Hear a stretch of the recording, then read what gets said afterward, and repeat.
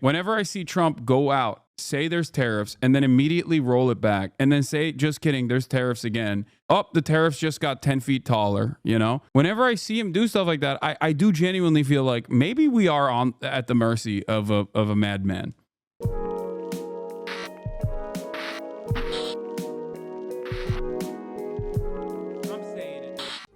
But let's get started. Trump expected to take action to eliminate Department of Education.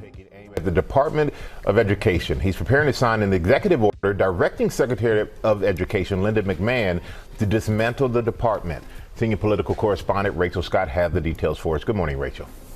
Michael, good morning to you. And the Secretary of Education, Linda McMahon, has only been on the job for 3 days. But already this morning, President Trump is preparing to sign this executive order directing her to dismantle the Department of Education. Now, even McMahon acknowledges that this would require an act of Congress. The order does instruct her, though, to do as much as she can by law, stating the Department of Education's main functions can and should be returned to the states. Most funding for public schools already is at the state and local level, but the department does oversee billions of dollars in funding to help low-income students and students with disabilities, and enforces civil rights laws to prevent discrimination in schools. It manages about $1.5 trillion in student loan debt, and it also oversees the process for students applying for college financial aid through Pell Grants and FAFSA, which for many students is the only way that they get help paying for college. About 17 million students every single year apply for financial aid through FAFSA. The question now is how much of that could be directed or moved to be under a different agency. And is there support in Congress to eliminate the Department of Education altogether, Robin? Still so much uncertainty there. All right. Rachel, thank you. Sources tell ABC News President Trump is not signing an executive order to dismantle the Department of Education. What? Well, that was quick. Goddamn.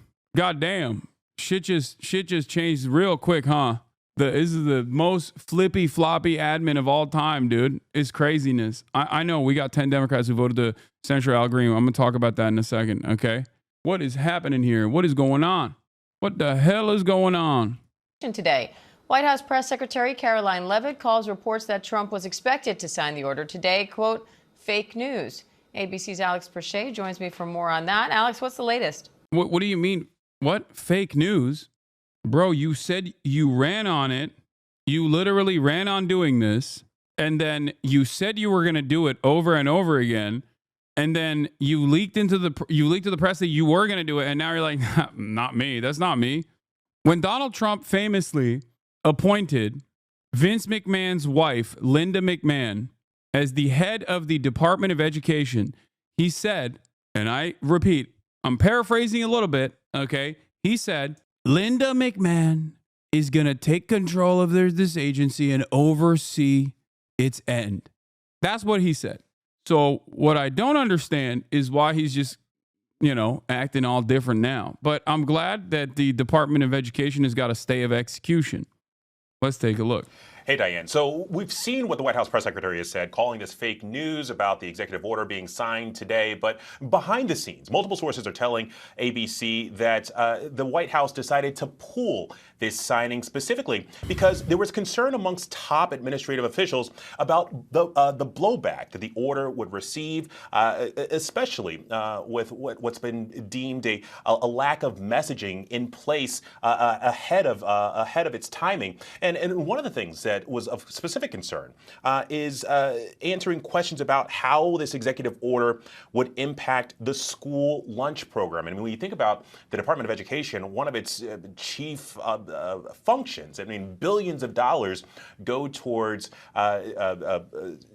servicing students that are low income, and then also students with disabilities. And so, there was a pivotal question here about how that would either be absorbed by other agencies or how state and local school districts would be able to fill in the gaps there.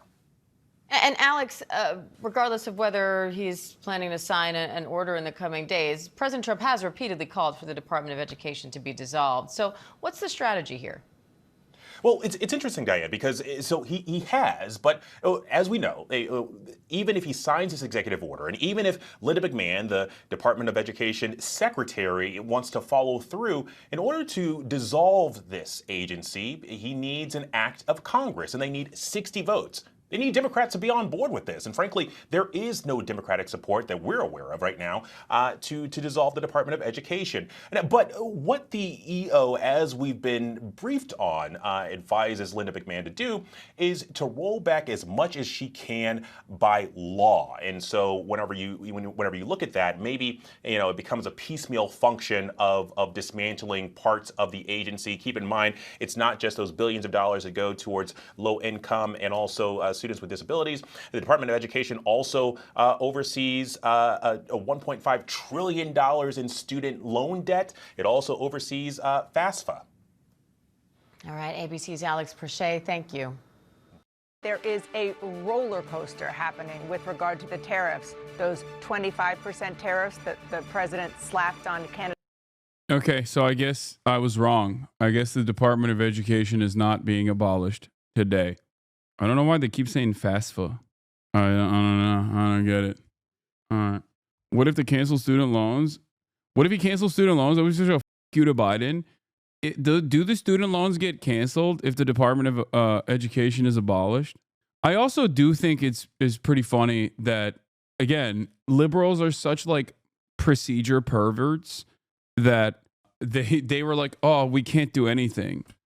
We simply can't do anything about something that was well within the confines of the executive office, something that the executive office actually had the power to do, which is to offset student loan debt payments permanently. Okay. They utilized this numerous times. They did a pay freeze numerous times.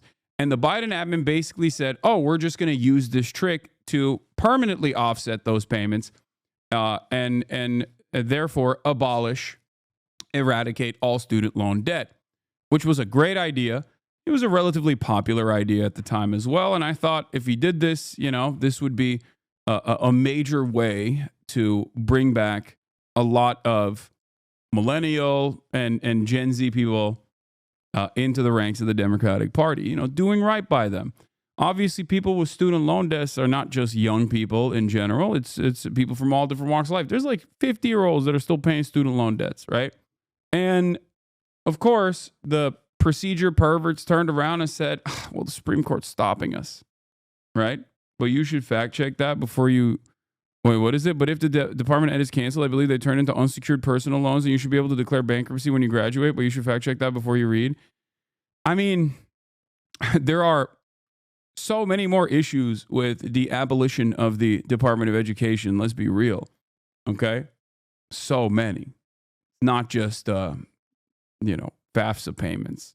Isn't most educational funding done at the local level anyways? Not that I think shutting down the Department of Education is a good thing. There is a lot. I mean, a lot of the funding does come from localities, but yes, there is still plenty of funding that comes from the Department of Education. In any case, seems like it's not happening for the time being. I do think that, I was joking when I said if they abolish Department of Education, I suspect that what they would end up doing in the aftermath of that would most likely be, like, what I think they would do after that would probably be to offer these loans to private restructuring companies. You know what I mean? That is the most likely outcome. Like, I suspect that that's what they would do. They would immediately go and sell it away to private corporations that would restructure these loans and, basically farm an entire population, an entire generation for a profit. They might even keep some of the insane conditions on student loans because, like, student loan debt is different because they're not personal debt. Like, they're not personal loans, which make it so that it carries over. Like there's no, you can't really you can't really bankrupt yourself. You can't, it when you die, I think you still have to pay it. It's just like, maybe we'll bring back debtor's prison. I don't know.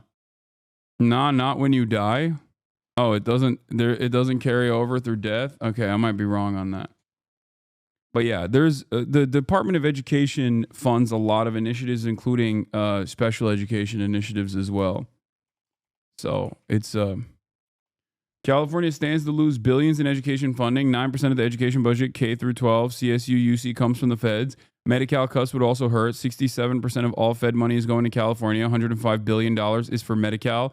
56% of kids in California are on Medi-Cal.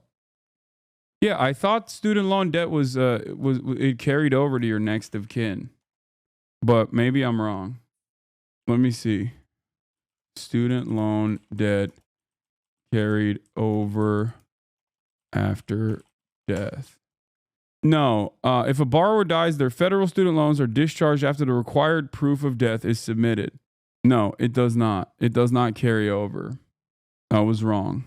Oh, apparently there are some that don't go away. But most of them do go away.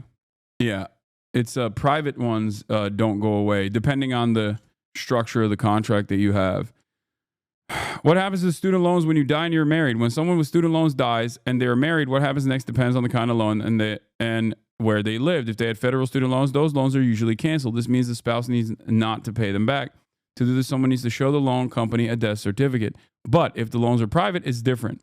The spouse might have to pay back the private loans. This is especially true if they co-sign the loan or if they live in a state where married people share property.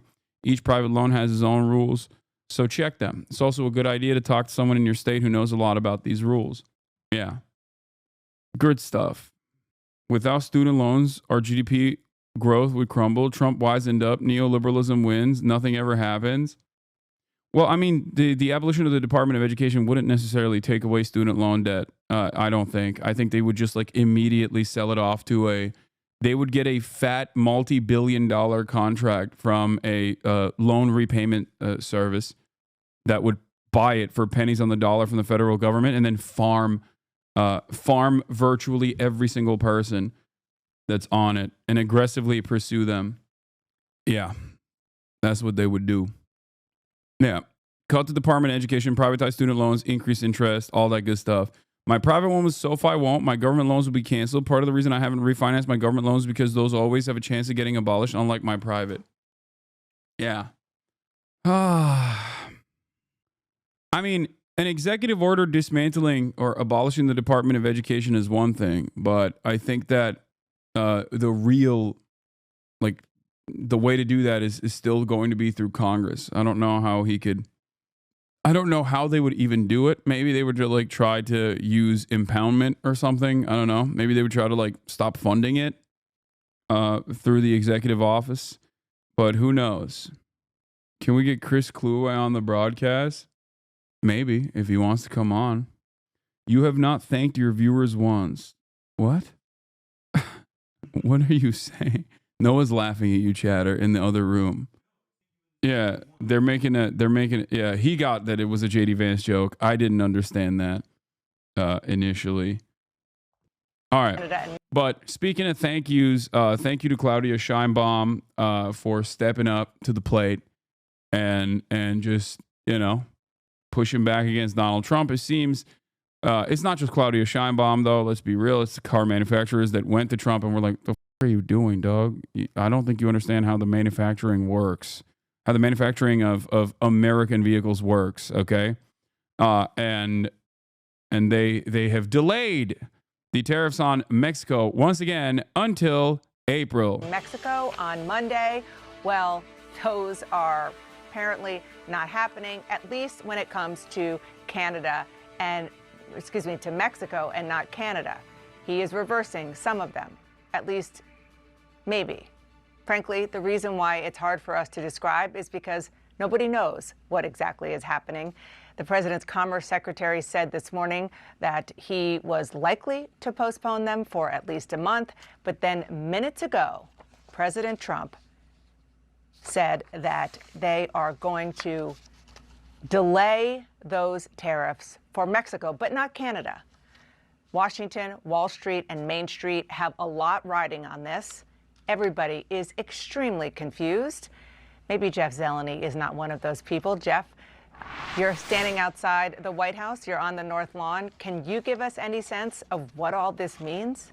Well, Dana, if there's any question of why the market has been so confused and rattled in recent days, I think the events of the last really hour sum it up quite perfectly, and certainly of the last month. The president often threatens tariffs. This time he went through with tariffs, and now we are learning that he is pulling back those tariffs. Let's start with Mexico. President Trump this morning had a call with Mexican President Claudia Sheinbaum. He reported out a little bit of what they said, and in that, he said he is lifting the Mexico tariffs for at least a month.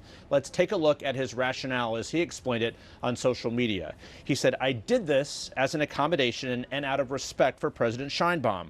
Our relationship has been a very good one, and we are working hard together."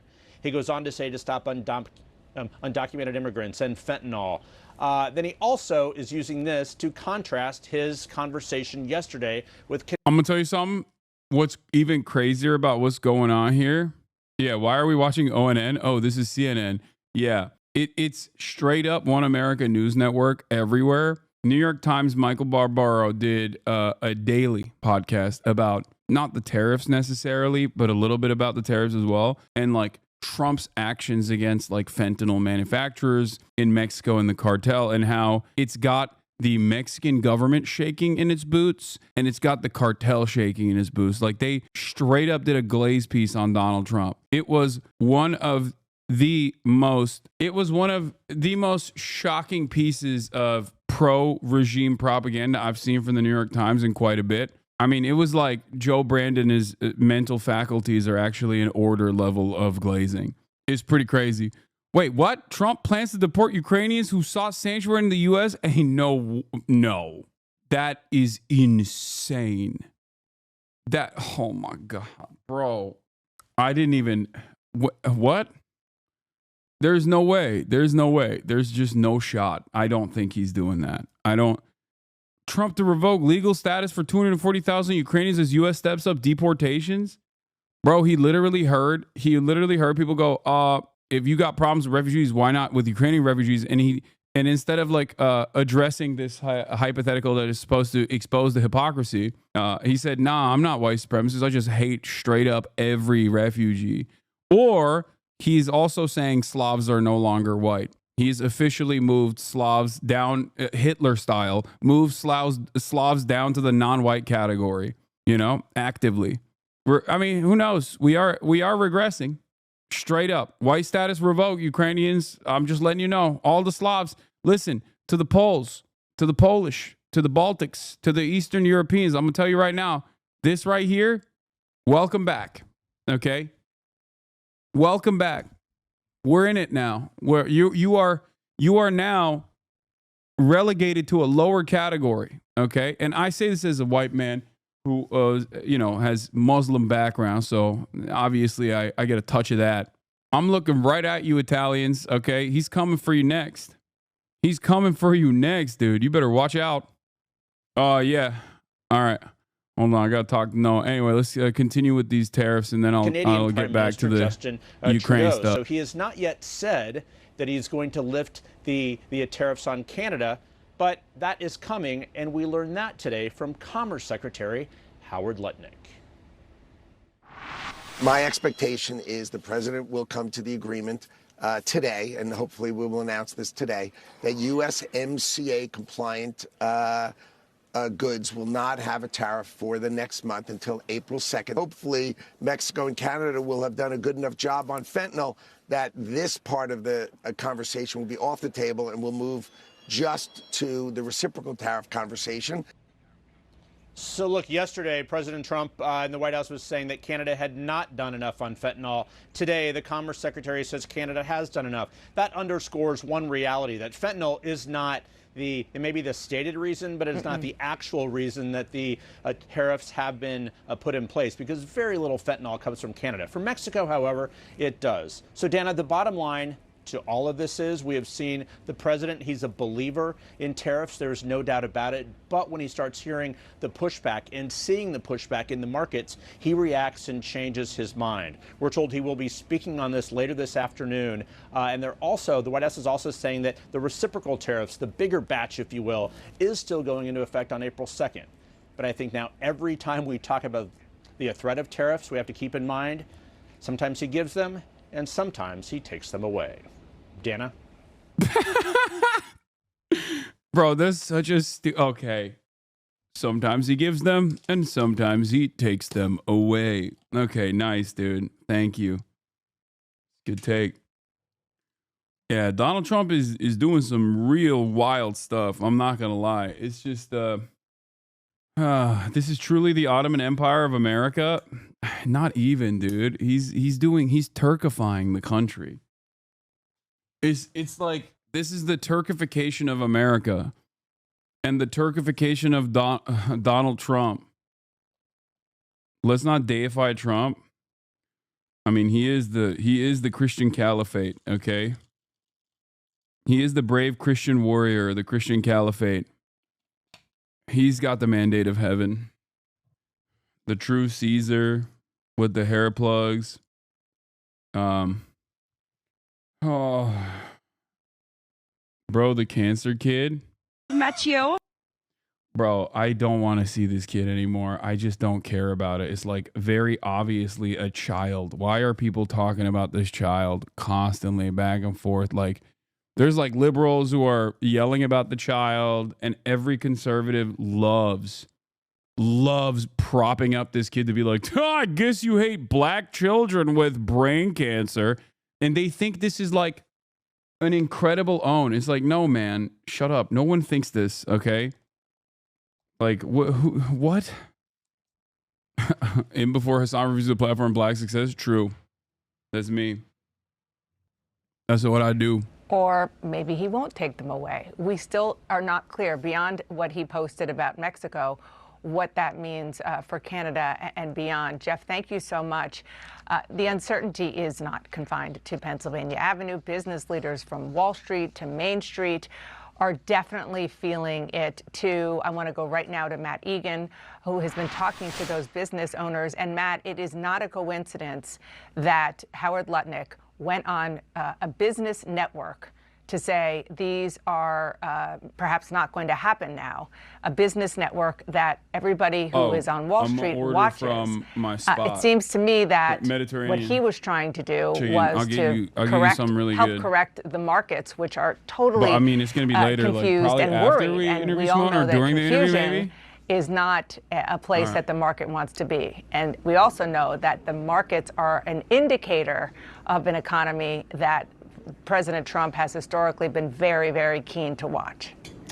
Yeah, that's right, Dana. Look, business owners, CEOs, investors, they crave stability. But what we're getting right now is a whole lot of uncertainty and, frankly, chaos, right? It feels like each week or maybe even each hour, there's new tariffs that are threatened, right? Some of them kick in. Some of them are pulled back at the last moment after a very good phone call between President Trump and a world leader. Others are still looming.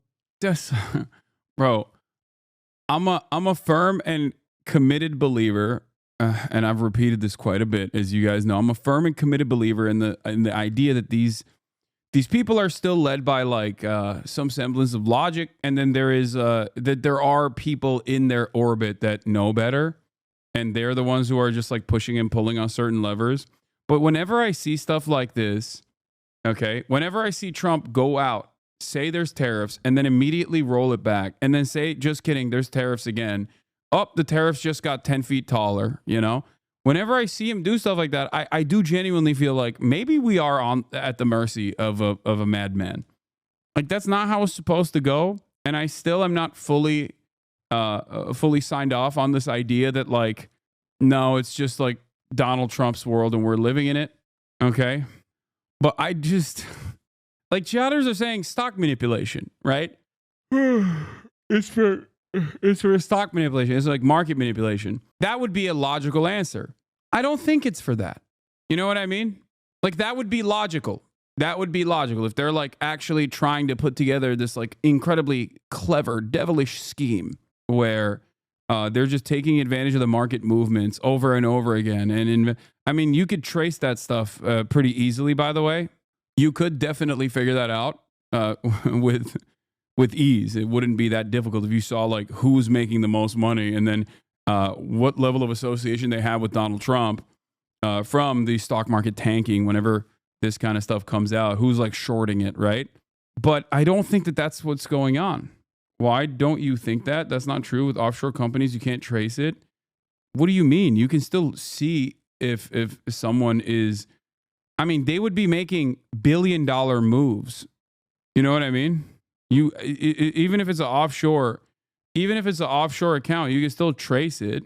You can trace it on the American side. You can trace the offshore companies. You just can't link it back to Donald Trump. Also, American companies don't usually offshore stuff anyway. Americans don't usually offshore stuff because we have inshoring. We have states in this country that basically work as a tax haven anyway, and offer you a level of protection, offer you a level of privacy. Anyway, that's not what I'm talking about. Yeah, you got Delaware right there, but also I'm saying I don't even think that's the case. I think he's just like straight up going back and forth. There is no like discernible. There's no real decipherable reason behind why he's doing it. He's just like kind of doing it just because he can. It feels like, I don't know. I mean, look at this tariff timeline. This is just tariffs related to Mexico, Canada, and China. And just since late November, there's been so many major moves. This doesn't even account for the tariffs that have been threatened on steel or aluminum or copper, or the reciprocal tariffs, or the tariffs on nations that threaten the US dollar. I mean, we literally could not fit all of the major tariff actions on one full screen. And look, if you're a CEO, if you're a business owner, this is not what you want to see, right? They famously hate uncertainty, but it's hard to imagine a more uncertain environment than this, because think about it, a lot of them are trying to figure out the cost of their goods, but they don't know what the cost of their goods is going to be because they don't know where tariffs are going to be. So they don't know if they should be raising prices or lowering them. Should they be firing workers or hiring them? Should they be investing more or less? There's actually an uncertainty index when it comes to trade policy, and it is through the roof. It has skyrocketed to all-time highs, surpassing. I think you got to get to a level of instability so maddening that the market confidence goes away. And that's officially where we're at.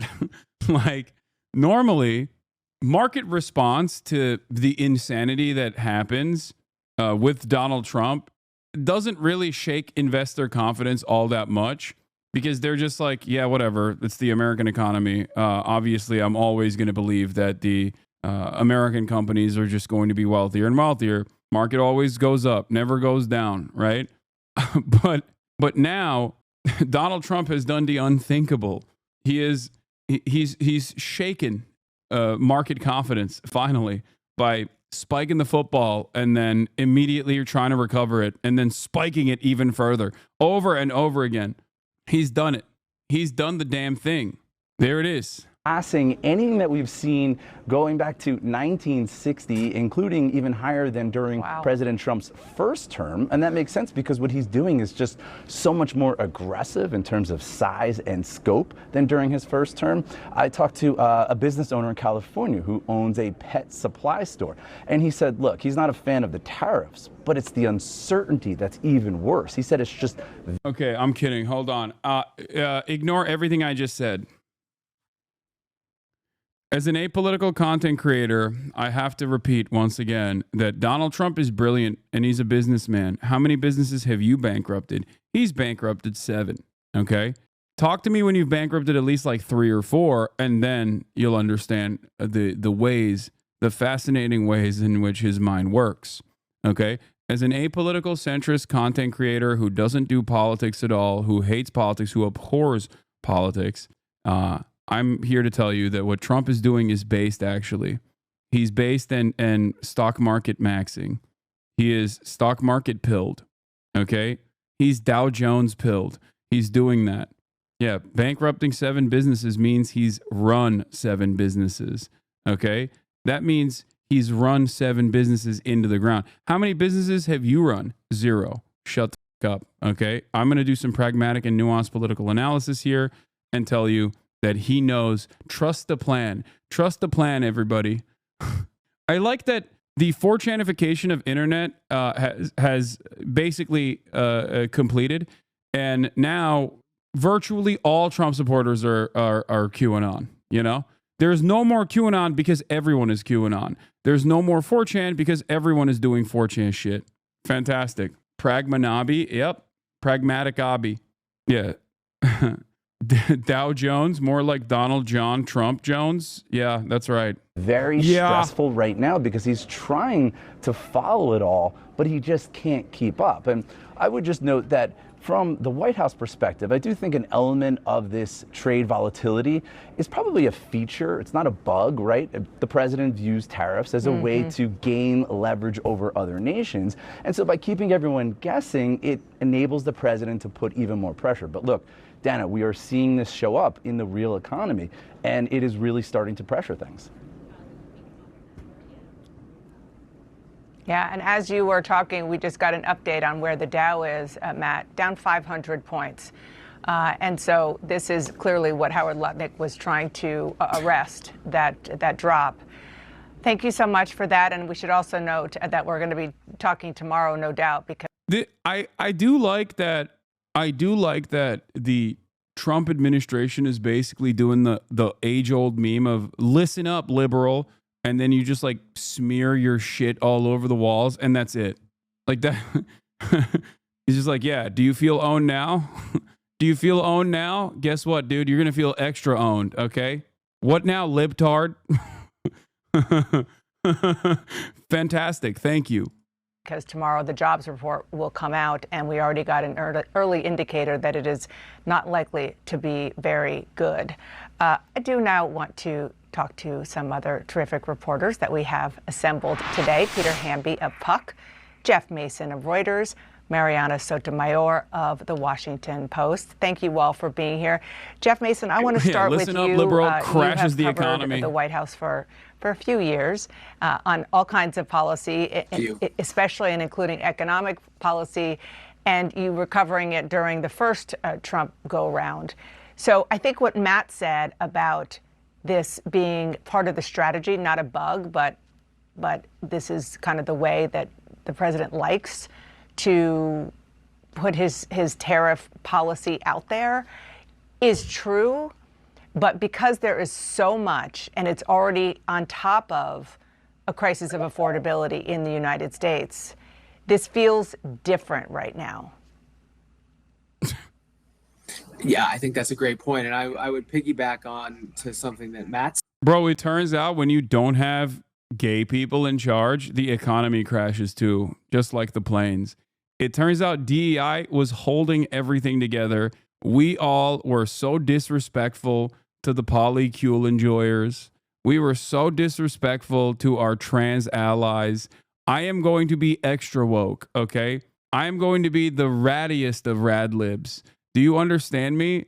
DEI or die, okay? Straight up. We need at least one a paraplegic, a black trans person who is in a polycule at every corporate executive board to fix this right now. This problem is not going away, okay? And I don't even mean like a person that deserves that position. No, I'm not even saying that. We need to actually do DEI, as in the way that Republicans consider what DEI is, which is apparently when people who don't deserve positions of power get to those positions of power. I'm gonna start hiring people off the street as long as they are not a straight white man. Okay? That's what we need to do. We're not stopping. It's not even mandatory DEI now, mandatory DEI tomorrow. And not even like the normal version of DEI, which is just to refuse to stop doing the real DEI, which is for white people in general. Like, no, I'm not even talking about that. I'm talking about like the Republican version of DEI. That's what we need to do. Said that in addition to the volatility in the markets, which average Americans will note in their 401ks and investment accounts, but it goes a lot further than that for businesses. As Matt was saying, to plan. I am trans. Put me in charge of something important immediately. Pronto. Okay? That's it. You don't even have to have qualifications. Just turn around and be like, I'm trans immediately. Okay, you're the head of the Department of Transportation. We have to do this. yesterday. We have to fix this problem. Okay? We have to fix this problem instantly. For your goods, to plan for what products need to be purchased, for what supplies need to be purchased, for where you want to keep your factory, for where you want to have your headquarters. All of those things factor into business decisions that are affected by this volatility, and the volatility is so massive because the president keeps changing his mind back and forth. I suspect rather that that's one of the reasons that the Dow is going down again today. I mean, Wait, ain't no way. Trump paused tariffs on Canada, USMCA trade until April 2nd. Is this a meme? He also went back on the Canada ones too? What is going on, man? Yo, my favorite thing is imagining a world where Biden did this and how the Republicans would be having aneurysms on television every day to be like, this guy's obviously brain broken. Like, his brain is not working. What the hell? Dementia Biden. He's asleep at the wheel. He's like, we're going to have a recession, blah, blah, blah, all this shit. But like when Trump does it, they're like, excellent move, sir. Excellent move. A brilliant 5D chess play, sir. You are killing it, sir. Incredible. This is also not to be too much of a nothing ever happens guy. Okay. But like, obviously you can't up the bag. The entire reason for the American government to exist is so that they can enforce capitalism and the hierarchies that are designed under capitalism. You can't get ahead of that. You can't kind of break that toy for everybody, no matter how charismatic you foresee yourself to be. This is also part of the reason why I was initially saying, like, I don't think Donald Trump is going to reverse the trajectory of Ukraine all too dramatically. I was wrong on that. I copped to that. Okay. Having said that, of course, I always said it was because of the terms, and it was the terms dictated by the battlefield that would definitely motivate Americans to take a different position on Ukraine, or at least try to do a managed ceasefire negotiation and bring that to the table. Donald Trump clearly is going above and beyond on that front, even though a lot of the policies that he is actively talked about, aside from, openly gaslighting and openly yelling about Zelensky being a dictator or whatever, the other stuff in terms of like mineral deals or whatever, that is the same principles that came from the administration prior. Your Ukraine prediction is flawed because you continue to reject your Pontic roots. Yeah, except everyone always forgets the Ukraine positions that I've maintained that have not flopped, which was when Ukraine had all the leverage, they should have done a negotiated ceasefire, and that probably would have made sure that Ukraine maintained more territory and also not have hundreds of thousands of casualties in the process. People just seemingly forget about all those other things that I have routinely talked about and only focus on the one aspect of my initial analysis. We're not going to talk about it anyway. Yeah, I'm officially moving, aside from Vladdy Poo, I'm officially moving Donald Trump to the madness category as well. He's one of the few unique people that that I think is indecipherable in the way that he operates. Okay? How many thousands of federal government employees have been fired and then rehired subsequently in the past month?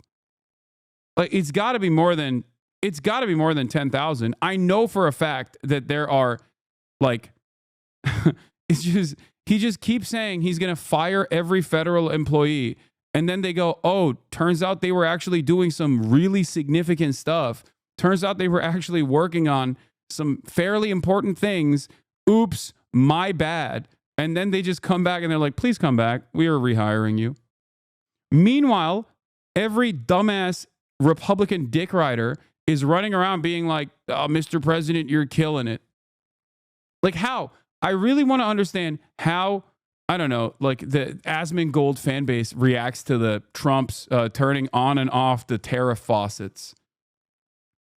Like, what will it take for them to go, okay, maybe I don't fully comprehend what he's doing here. It's not like he's explaining why he's doing this. it's not like the reasoning for why he's doing the tariffs is actually a normal reason. He just says it's fentanyl and then moves on. Look at this about the hiring/firing. This is 100% in response to the jobs report leak where it shows Doge firing is tanking the economy, lol. Yeah, of course it is. I've been saying this for the past month. Breaking, Trump has said he is not looking at the stock market. Okay, stop. That's not real. Yeah, I don't think people understand that the federal government, especially if you factor in the Department of Justice as well, is a pretty large hiring body, okay? It's one of the largest. And it's a jobs program. And when you do mass layoffs of like some of the last middle class jobs that exist in this country, let us know if any of okay. What is this? President Trump? Oh, we're waiting on him signing executive orders. We're waiting for the tape to be released. Okay. Breaking news from Newswire. Trump, I'm not even looking at the stock market. No way, bro. Oh, my God. At this point, I want the tariffs. Off and give me what I want. Wait, what? Why? Just give me the tariffs, goddammit. The uncertainty is killing me. It's a real will they, won't they situation. Okay? It's a real will they, won't they situation. All right, I gotta pee.